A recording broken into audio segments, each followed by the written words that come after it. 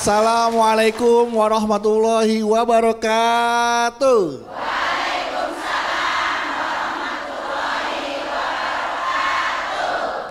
Alhamdulillahirabbil alamin wassalatu wassalamu ala asrofil anbiya mursalin wa ala alihi washabihi ajmain amma ba'du. Jamaah, senang sekali hari ini saya Bedu kembali hadir menemani Anda dalam majelis ilmu kesayangan kita di mana lagi kalau bukan di Jalan Dakwah yang disiarkan dari Masjid Al Khairiyah Menara Syariah yang berlokasi di kawasan CBD Pantai Indah Kapuk 2. Dan seperti biasa jemaah, dalam setiap episodenya Jalan Dakwah tentunya memiliki tema-tema yang menarik untuk kita simak dan insya Allah bermanfaat untuk kita semua yang nanti akan dikaji bersama guru kita. Dan alhamdulillah beliau sudah berada bersama kita. Langsung saja kita sapa, sudah ada Ustadz Encep Sehabudin. Assalamualaikum Us. Waalaikumsalam warahmatullahi wabarakatuh. Kang Dudu. Kita sapa dulu ya Us ya, jamaah yang sudah hadir dari mana saja. Sudah hadir dari Majelis Taklim Al-Fatah Tenjolaya Bogor, Majelis Taklim Nurul Aini atau Ain ya? Aini. Majelis Taklim Nurul Aini Bekasi, Majelis Taklim Hadijah Tangerang, Majelis Taklim Jiran Kabandungan Sirna Gali Bogor, Majelis Taklim Darul Hikmah Pamijahan Bogor, Majelis Taklim Fatimah Az-Zahra Serang Banten. Assalamualaikum.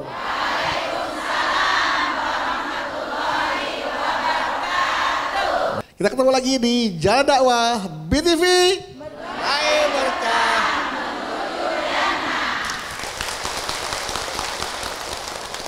Bu. Ya, Bu. Ya, pernah gak punya hutang budi sama orang? Pernah. Pernah punya hutang sama budi? Gak pernah. Ingat Bu ya, kalau kita punya hutang budi, bayarnya ke budi, jangan ke wati. Ntar budi merasa belum dibayar hutangnya. Jadi begini Bu, kalau kita punya hutang budi, bagaimana seharusnya sikap kita nih Bu ya? Apakah jadi gak enakan setiap ketemu sama orangnya? Aduh, tuh orang baik banget, gue pernah punya hutang budi sama dia gitu kan. Gimana sih cara balas hutang budinya gitu kan. Nah ini yang akan jadi pertanyaan, kalau kita sudah berhasil membalas hutang budi seseorang, kayaknya hati kita jadi lega gitu kan. Nah katanya seperti itu. Nah kenapa? Ya maksudnya biar gak ada hutang budi itu lagi. Karena kan hutang budi itu hutang yang selalu kita ingat gitu kan. Iya. Kalau gak ada dia nih gue gak mungkin bisa ada di seperti ini nih gitu nih. Betul. Ini orang yang membantu karir gue nih sehingga gue bisa sampai seperti ini gitu Us ya. Nah ini yang nanti Us akan bahas ya. Untuk tentang hutang budi, apakah harus dibayar? Hutang budi apakah harus dibayar? Kita cari tahu. Sebenarnya lebih baik yang mana nih? Hutang budi kepada saudara atau kepada teman? Yang mana yang lebih baik Us? Silakan Us. Terima kasih Kang Berikan tahu. Dudu. Sama-sama Kak Us. Bismillahirrahmanirrahim. Assalamualaikum warahmatullahi wabarakatuh.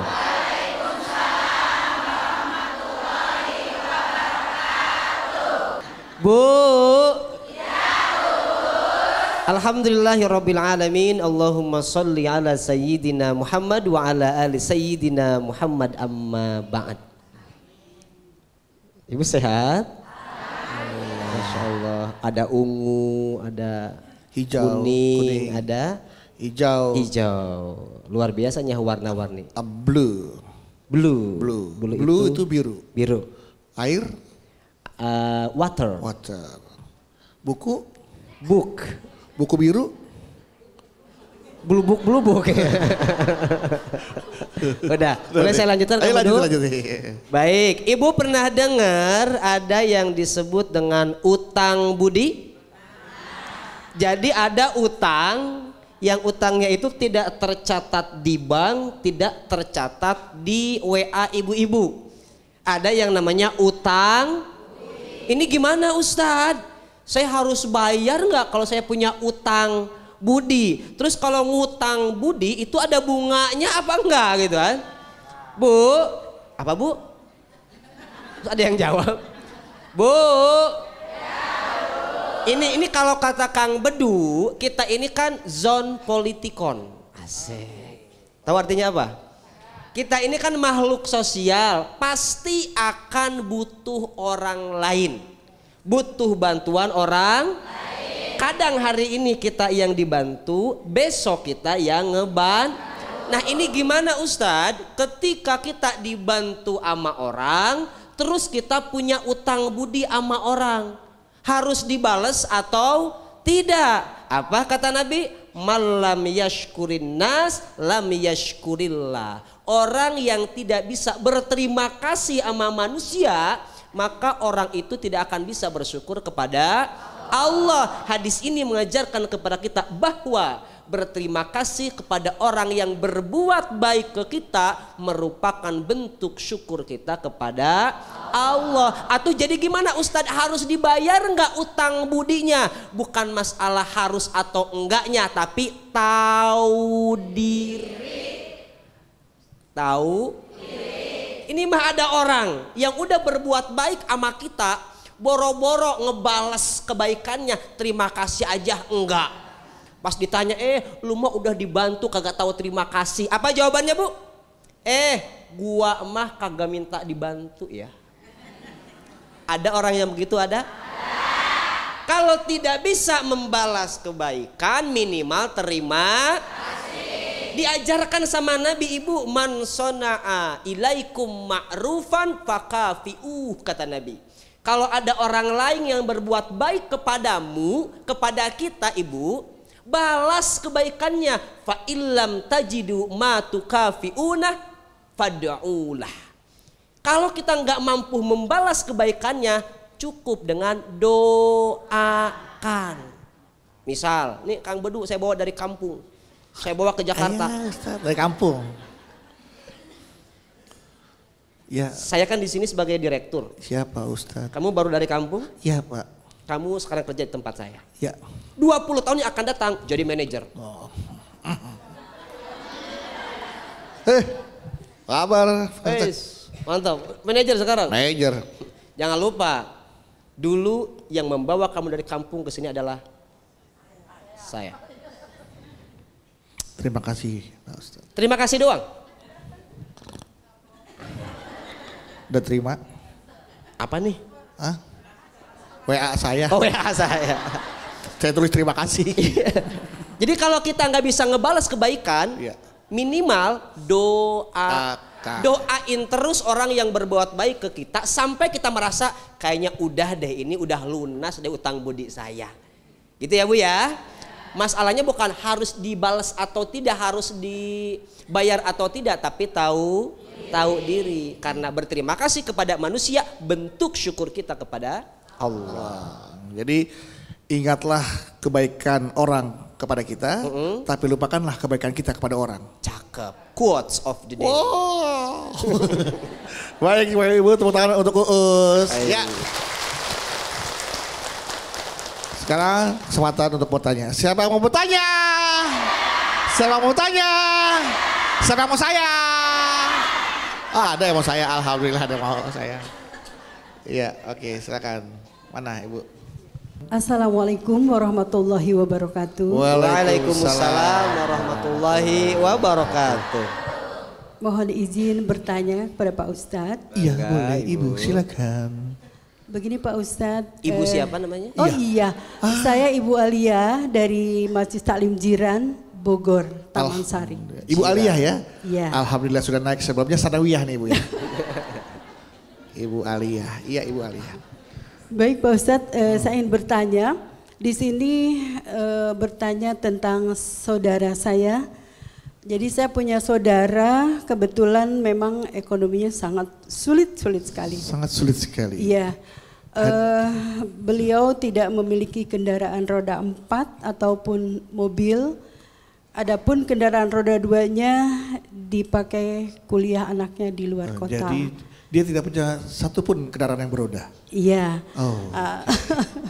Sedangkan saudara saya ini memiliki penyakit yang disebut osteoporosis ya, atau pengeporosan tulang. Pengeroposan tulang. Pengeroposan tulang. Pengeroposan. Ya, jadi pengeroposan. Pengeroposan. Pengeroposan. Pengeroposan tulang. Pengeroposan. Jadi sulit untuk dipakai berjalan demikian ya. Nggak kuat, mohon maaf itu tulang-tulangnya nggak kuat Bu ya. Iya, jadi beliau ini sering terasa sekali penyakitnya dan ketika rasa sakitnya itu terasa, sering sekali minta pertolongan tetangga yang memiliki mobil. Iya. Dan itu sangat sering sekali ya. Yang namanya manusia ketika kita memohon tolong itu ketika berkali-kali ada rasa jenuh ya mungkin. Yang nolongin lama-lama kok minta tolong terus gitu. Iya. Beda dengan Allah SWT ketika dimohonkan pertolongan Allah malah senang. Kita harus datang terus kepada Allah. Tapi contohnya misalkan tetangga ini karena terlalu sering saudara saya ini mohon pertolongan jadi ada rasa jenuh, kecewa atau malas gitu ya karena udah terlalu sering. Jadi pada suatu hari apa tuh Bu? Saya pernah tahu harinya aja takutnya. Saudara saya itu kerasa sakit dan minta tolong kepada tetangga mengetok pintu dan juga telepon tapi tidak diabaikan. Ada tetangganya tapi di rumah? Ada. Oke, ada. Ya mungkin saking sudah bosannya ya nolong lagi gitu. Jadi akhirnya suatu saat nelpon ke saya tengah malam karena jaraknya dari rumah rumah saya ke rumah saudara itu jauh. Jadi akhirnya saya putuskan untuk menolong dengan cara mentransfer uang untuk ke rumah sakit dengan memesan taksi atau ojek online atau gitu. mobil online. Tapi di sini masalahnya saudara saya itu jadi salah paham. Ya, dia marah menuduh saya bahwa saya tidak mau menolong gitu ya Pak Ustadz. Jadi akhirnya marah dan mendiamkan saya. Nah pertanyaan saya, bagaimana saya harus bersikap ataukah saya memohon maaf terlebih dahulu kepada saudara saya itu atau seperti apa Pak Ustadz? Mohon pencerahannya. Terima kasih Pak Ustadz atas pencerahannya nanti saya simak dan insya Allah saya amalkan. Terima kasih. Wassalamualaikum warahmatullahi wabarakatuh. Waalaikumsalam warahmatullahi wabarakatuh. Bu,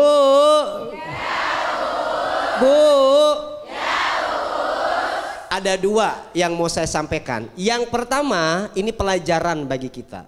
Betul kata si ibu tadi. Allahu yaghdabu in tarakta su'ala wa bani Adam hina yus'al yaghdab. Allah itu marah kalau kita enggak minta. Manusia marah kalau kita banyak minta. Dialamin sama saudaranya si ibu. Ibu Alia. Mungkin hari pertama, pinjem motor ya. Oh silakan pakai. Nah masih enak tuh. Oh silakan. Hari pertama. Ini kuncinya. Hari ketiga, motor ada? Ada. Udah mulai berubah. Ada. Hari ke-15. Iya. Motor ada? Lihat sendiri ada nggak? Kalau ada pakai, kalau nggak ada ya nggak bisa dipakai. Hari ke-100. Iya. Motor ada, motor? Ada, dibawa maling. Itulah sifat manusia. Makanya jangan berharap kepada sekali berharap kepada manusia siap-siap untuk beribu-ribu kali kecewa. Itu yang pertama saya sampaikan. Yang kedua sikap si ibu Alia. Ustadz harus gimana jadi saya? Saya udah berbuat baik, malah salah paham. Yang pertama ibu, kita orang yang waras, kita harus ngalah. Kita minta maaf nggak Ustadz? Minta maaf saja, tapi bukan berarti salah. Kita minta maaf demi menjaga kerukunan saudara. Demi persaudara, minta maaf. Kenapa? Kita harus ngerti kalau kita ada di posisi si ibu yang tadi lagi sakit, lagi frustasi, lagi riweh, pengennya mah diperhatiin sama saudara, malah ditransfer doang. Pengennya kan dianterin pakai mobil, ntar pulangnya diajak makan pecel lele, baru tuh diamplopin, kan pengennya begitu. Iya. Ini transfer doang, udah gua transfer ya sakit hatinya. Nggak apa-apa ibu, kita minta maaf, bukan kita salah. Tapi kita menjaga persaudaraan. Terus apalagi Ustadz, Ibu sampaikan juga empati Ibu sama saudaranya. Maafin gua ya, manggilnya gua apa, saya apa Abi apa manggilnya? Saya. Teteh. Maafin teteh ya gitu. Berarti yang ditolong lebih muda ya?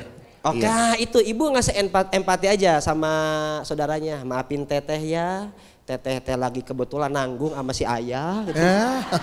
Malam-malam soalnya. Lagi nanggung main padel. Iya, padel. Iya. Ya. Oh iya. Tahu padel gak? Iya. Maafin ya, teteh nggak bisa nganter, lagi sibuk teteh. Kan tahu teteh sekarang. Jaraknya juga pun jauh. Jauh juga gitu kan. Sementara ini butuh pertolongan cepat nih. Nah gitu. itu dia, sampaikan aja. Mohon maaf, mudah-mudahan cepat sembuh. Sama yang terakhir, Ibu tawarkan. Kalau nanti butuh apa-apa lagi nggak usah sama orang ya, sama teteh aja. Teteh mas sekarang nggak bisa kan lagi karena barengan aja. Iya. Betul. Kok ketawa sih Bu? Lagi barengan sibuk tadi bukan sama papahnya. Nanti ke depannya kalau kamu butuh bantuan silahkan hubungin teteh. Gitu. Ya teh ya gitu ya. Jadi pertama Ibu ngerti dulu ya keadaannya. Kalau kita di posisi dia pasti riweuh, capek, panik. Ibu mengerti. Yang kedua nggak apa-apa Ibu maafin. Tapi bukan karena Ibu salah, tapi karena Ibu menjaga persaudaraan. Ibu empati sama Ibu tawarkan bantuan di masa yang akan datang. Itu karena kan dengan saudara kan Bedu. Mungkin kenapa saudaranya salah paham pada saat ditransfer, mungkin Ibu salah transfer kali. Nolnya kurang. Pakai ojek online aja. Pas dicek 20.000. Ya. Itu nggak cukup buat ojol itu. Tersinggung. Iya. Makanya. Tapi Ibu transfernya berapa M kemarin Bu? Wah. Nolnya panjang, tapi di depan semua Bu ya. 0, ya. Nol juga banyak kalau di depan nggak ada artinya ya. Itulah ya Us ya. Kalau kita bisa memberikan, pertama adalah rasa kepedulian terlebih dahulu. Betul sekali. Kemudian bantuan yang bisa kita berikan. Bilang sama saudaranya, besok kalau tetangga kamu nggak bantuin, kamu jangan ke dia lah. Jangan ke tetangga kamu yang itu, coba tetangga yang lain. Teteh dong. Teteh ya. Jangan tetangga sama teteh sama aja. Teteh. Ya. Tepuk tangan buat Ibu Alia. Baik, setelah ini kita akan kembali lagi, tetaplah bersama kami di Jalan Dakwah BTV. Meraih berkah menuju janji.